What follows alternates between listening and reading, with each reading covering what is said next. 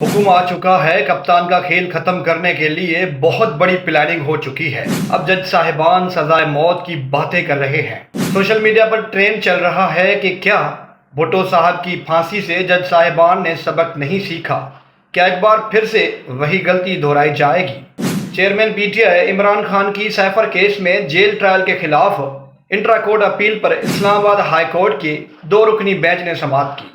Bench के सरबराह justice मियां गुल हसन ने दौरान समाअत रिमार्क्स दिए कि मौजूदा केस में हम ऐसी सूरत हाल में हैं जहां दरख्वास्त गुजार यानी इमरान खान को सजाए मौत भी हो सकती है या वो सारी जिंदगी जेल में गुजार सकते हैं। इस पर इमरान खान के वकील का कहना था कि ये अच्छे आदमी हैं, खुद कह रहे हैं प्रोसिक्यूशन इस केस में कामयाब नहीं होंगे।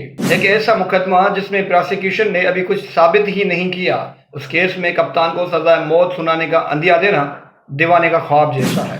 अगर इमरान खान को सजाए मौत सुनाई जाती है तो फिर क्या होगा? क्या इस बार भी ब्लैक आउट होगा?